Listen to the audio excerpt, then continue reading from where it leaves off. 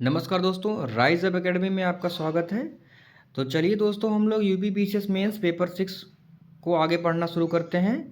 दोस्तों, जैसा कि कल हमने टॉपिक 2 उत्तर प्रदेश का व्यापार वाणिज्य उद्योग के लगभग 2 टॉपिक्स को देख लिया था। तो आगे हम लोग आज उत्तर प्रदेश को $1 ट्रिलियन इकोनॉमी बनाने का लक्ष्य और बुंदेलखंड का औद्योगिक विकास, इन 2 मुद्दों पर बात करेंगे। पिछले क्लास में हमने उत्तर प्रदेश के देखिए हमने क्या क्या देखा था, आज देखते हैं। देखिए, उत्तर प्रदेश का व्यापार उद्योग एवं वाणिज्य, इसके बारे में हमने एक आंसर फॉर्मेट में चीज़ें देखी थी। उत्तर प्रदेश में कौन कौन से व्यापार हैं, किस प्रकार से व्यापार का विकास हुआ है और एमएसएमई योगदान किस प्रकार से उत्तर प्रदेश के विकास में उसका योगदान है। ठीक, तो आइए देखते हैं। तो दोस्तों चलिए, ये यहाँ पे उत्तर प्रदेश को 2027 तक $1 ट्रिलियन इकोनॉमी बनाने का लक्ष्य।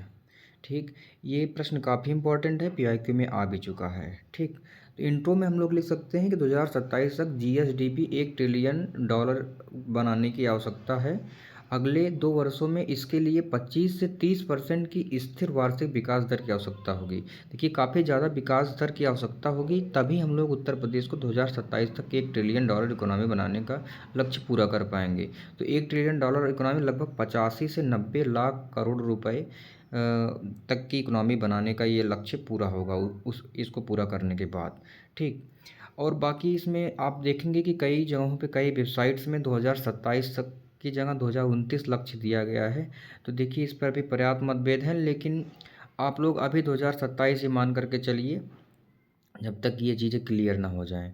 लेकिन अभी क्योंकि जो राकेश सारस्वत जैसी ऑथेंटिक बुक है, वहाँ पे 2027 दिया गया है, तो वही आप मान के चलेंगे। ठीक, और हालांकि अगर मेंस में प्रश्न भी आता है तो वो 2027 की जगह 2029 इस तरह से लिख देगा, तो उसमें कन्फ्यूजन की कोई बात नहीं है। ठीक, बाकी इंट्रो में आपने ये लिख दिया कि इकोनॉमी के बारे में परिचय, कि ये 2027 तक इस प्रकार का लक्ष्य है। ठीक, तो हम लोग 25 से 30% के साथ में चलेंगे, तभी विकास दर के साथ में, तभी इसको पूरा कर पाएंगे। देखिए, काफ़ी बड़ा लक्ष्य है। ठीक, और काफ़ी मुश्किल भी है, तो इसके लिए बहुत सारी पर्याप्त चुनौतियां विद्यमान हैं। तो जैसे चुनौतियों में क्या है, तो सबसे पहले यही है कि 30% तक उच्च विकास दर बनाए रखना एक चुनौती है। दूसरा, निवेश की समस्या, क्योंकि देखिए भारत जैसा कि विकासशील देश है, उसी प्रकार से उत्तर प्रदेश भी एक विकासशील राज्य अर्थव्यवस्था है।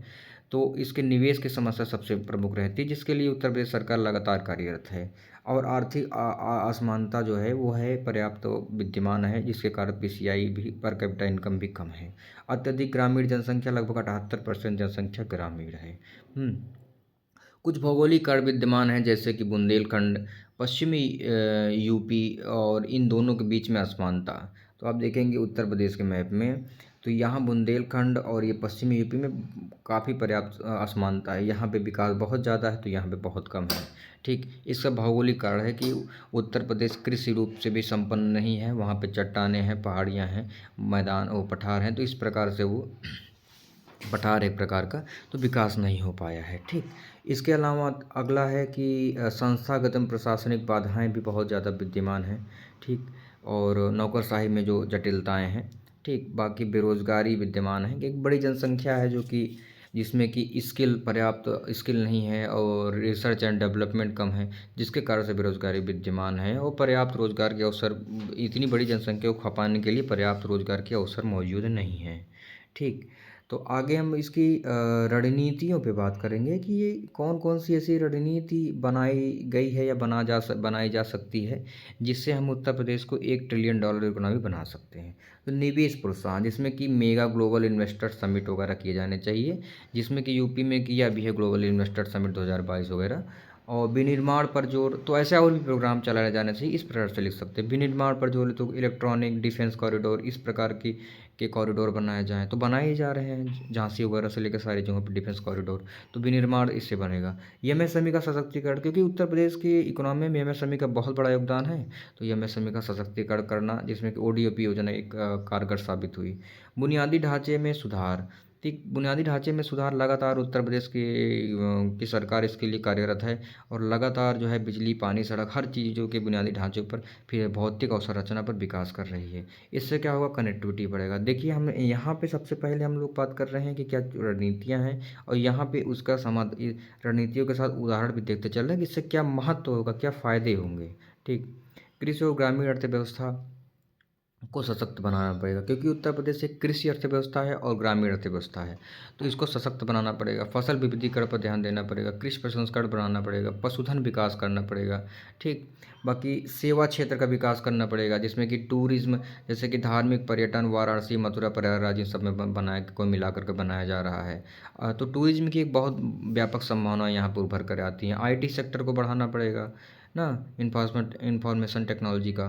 शिक्षा एवं स्वास्थ्य पर पर्याप्त ध्यान देना पड़ेगा क्योंकि एक बड़ी जनसंख्या, मानव संसाधन जो है भारत में, उत्तर प्रदेश की जनसंख्या जो है इतनी बड़ी जनसंख्या है, भारत में सबसे ज़्यादा जनसंख्या है, तो इसको एक स्किल डेवलप करने के लिए शिक्षा और स्वास्थ्य पर ध्यान देना पड़ेगा, तभी ये जनसंख्या का उपयोग किया जा सकेगा।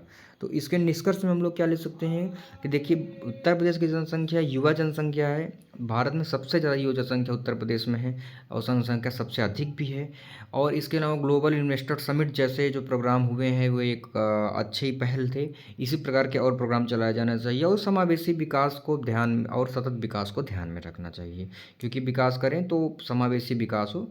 और जैसे कि ये देखेंगे कि उत्तर प्रदेश है तो यहाँ पे पश्चिमी क्षेत्र में ज़्यादा विकास है और बुंदेलखंड क्षेत्र में बहुत कम है, तो इस प्रकार की चीज़ों को समाप्त लेकर के चलेंगे तो समावेशी विकास होगा।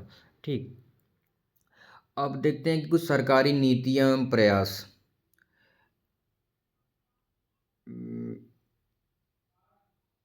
एक मिनट। सरकारी नीति एवं प्रयास कौन कौन से किए गए हैं उत्तर प्रदेश, किए जा सकते हैं उत्तर प्रदेश को इकोनॉमी बनाने के लिए। और देखिए ये यहाँ पे MSME वाला एक आ गया था। ठीक ठीक, हाँ चलिए ये अगला टॉपिक हो जाएगा यहाँ पे आगे। बुंदेलखंड में औद्योगिक विकास की संभावनाएं। ठीक, तो इसके पहले वाला मुद्दा वो खत्म हो गया कि $1 ट्रिलियन इकोनॉमी इस प्रकार से बनाई जा सकती है। तो बुंदेलखंड का औद्योगिक विकास जो है वो कैसे, देखिए बुंदेलखंड भारत में उत्तर प्रदेश के में जो है बहुत ही पिछड़ा क्षेत्र है और उसका विकास जो है निश्चित ही उत्तर प्रदेश के विकास में योगदान देगा, एक इंजन साबित होगा विकास के लिए। तो इसके इंट्रो में हम देखिए क्या लिखते हैं कि ये 13 जिलों में फैला है, यहाँ पे खनिज संपदा ज़्यादा है, पर्याप्त भूमि है, पर्यटन क्षमता है और इसके लिए सरकार ने एक अच्छी पहल भी की है बीडा की स्थापना, बुंदेलखंड औद्योगिक विकास प्राधिकरण, जो कि नोएडा की तर्ज पर होगा ना, नोएडा की तर्ज पर बीडा बनाया जा रहा है, बीडा BIDA। ठीक, तो ये एक अच्छी पहल है। तो बुंदेलखंड में विकास की संभावनाओं पर हम लोग बात कर रहे हैं, तो यहाँ पे क्या क्या चीज़ें विद्यमान हैं। तो खनिज संपदा वाला जैसे कि जगह है, ये पर्यटन वगैरह ज़्यादा अच्छा है यहाँ पे हो सकता है। तो खनिज संपदा में देखते हैं क्या क्या हो सकता है। तो खनिज संपदा में जैसे कि ललितपुर में यूरेनियम और तांबा और बॉक्साइट। ठीक, तो बाकी झांसी, बांदा, चित्रकूट, यहाँ पे चूना पत्थर, जिप्सम, सीमेंट और बांदा और चित्रकूट में कांच रेत, इस तरह के जो है यहाँ पे संसाधन मौजूद हैं, खनिज संसाधन, तो यहाँ के विकास में योगदान दे सकते हैं, उत्तर प्रदेश के विकास में योगदान दे सकते हैं। तो मेन बॉडी में आते हैं यहाँ पे देखते हैं खनिज आधारित उद्योग, जिसमें कि चूना पत्थर है, ग्रेनाइट है, बॉक्साइट है, रॉक फास्फेट, डायस्फोर।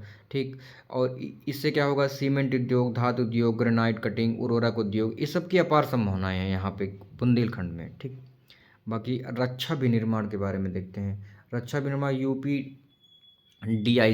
ठीक, उत्तर प्रदेश रक्षा औद्योगिक गलियारा के 6 नोड्स में से एक झांसी है जो कि बुंदेलखंड में स्थित है।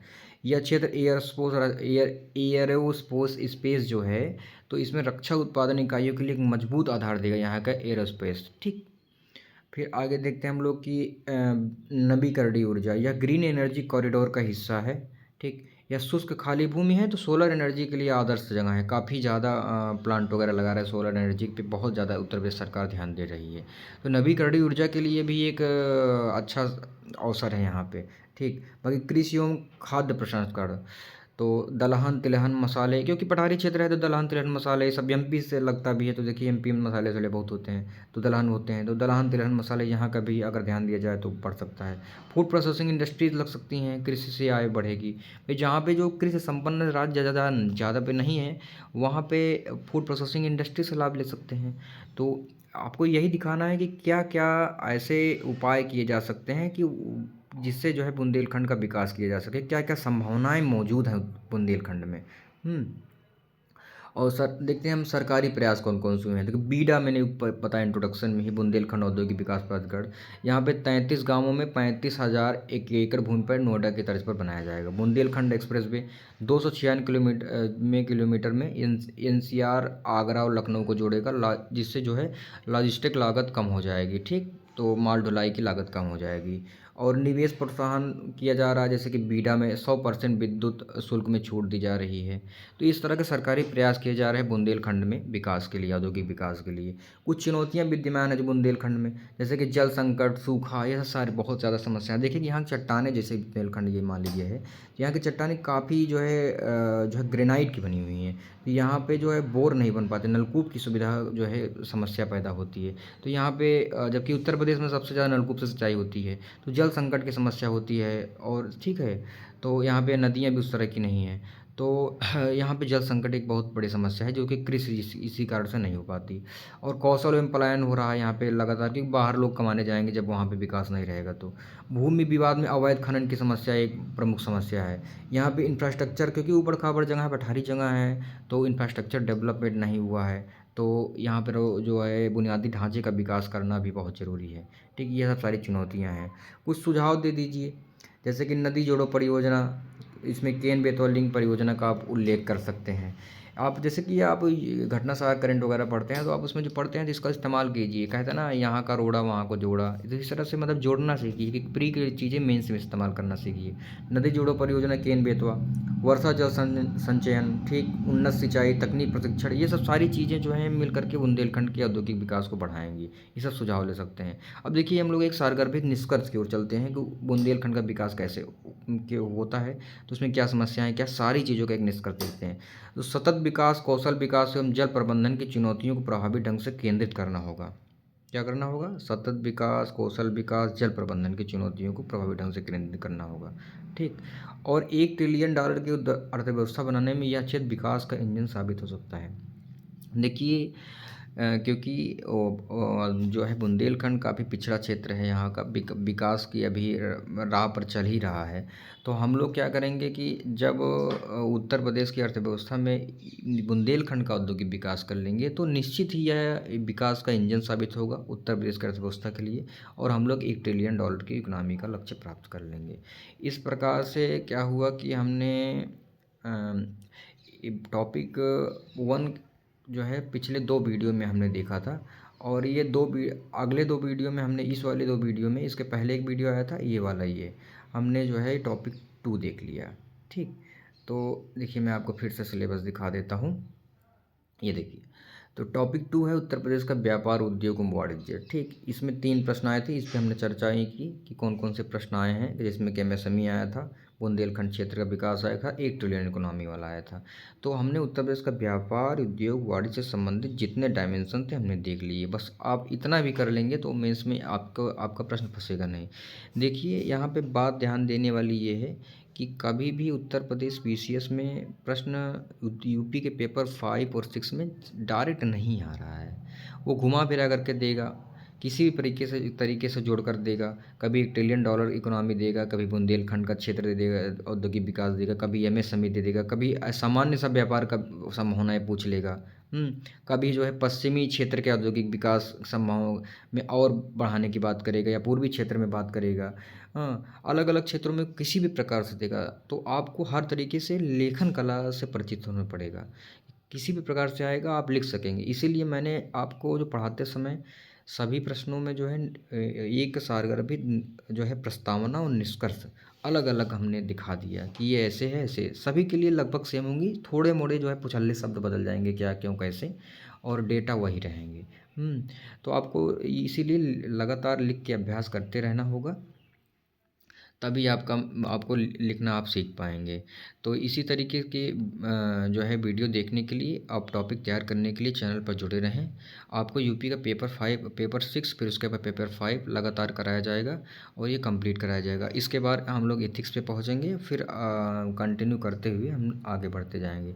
और चलिए फिर अगर आपको चैनल पसंद आया है तो आप लाइक, सब्सक्राइब और शेयर करें ताकि हम लोगों का मोटिवेशन बना रहे। ठीक है, चैनल को वीडियो को पूरा देखने के लिए धन्यवाद।